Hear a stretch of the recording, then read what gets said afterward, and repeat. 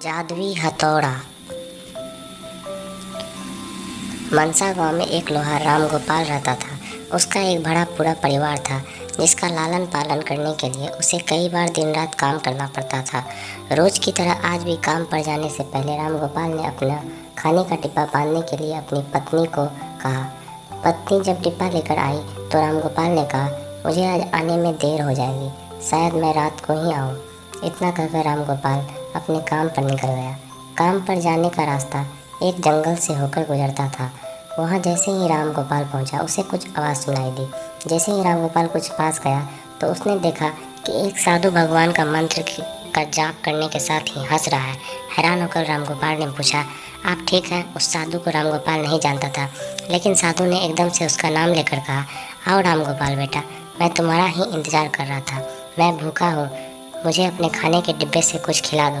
बाबा से अपना नाम सुनकर राम गोपाल हैरान था, लेकिन उसने कोई सवाल नहीं किया और सीधा अपना खाने का डिब्बा निकाल कर उन्हें दे दिया।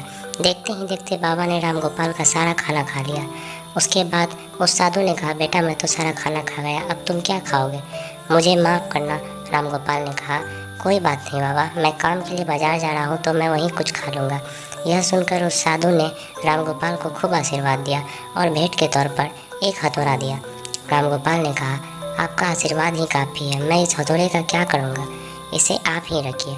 साधु ने जवाब देते हुए कहा, बेटा यह मामूली हथौड़ा नहीं है, यह जादुई हथौड़ा जो मेरे गुरु ने मुझे दिया था और अब मैं तुझे दे रहा हूँ, क्योंकि तुम्हारा दिल साफ है। इसका इस्तेमाल अच्छे कामों के लिए ही करना, किसी दूसरे के हाथ में इसे कभी मत देना।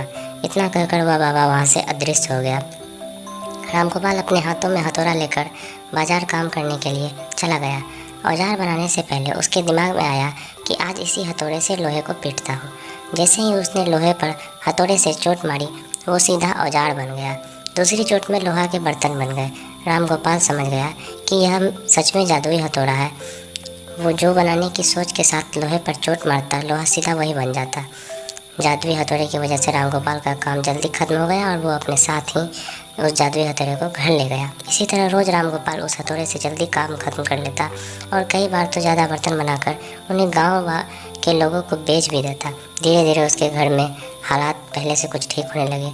उस जंगल में वही साधु बाबा लोहार को दोबारा दिखा। लोहार ने अपने मन की बात साधु को कहा, इसका उपयोग सिर्फ औजार और बर्तन व पहाड़ को तोड़ने तक सीमित नहीं है, इससे तुम अपने मन का कुछ भी बना सकते हो और किसी भी कठिन चीज़ को आसानी से तोड़ सकते हो। राम गोपाल ने अच्छे से साधु बाबा से उस जादुई हथौड़े को इस्तेमाल करने का तरीका सीखा। उसके बाद राम गोपाल ने बहुत सारा धन कमाया। आज राम गोपाल एक अमीर आदमी बन गया है। अभी भी वो जब भी ज़रूरत महसूस होता है तो उस जादुई हथौड़े का इस्तेमाल कर लेता है।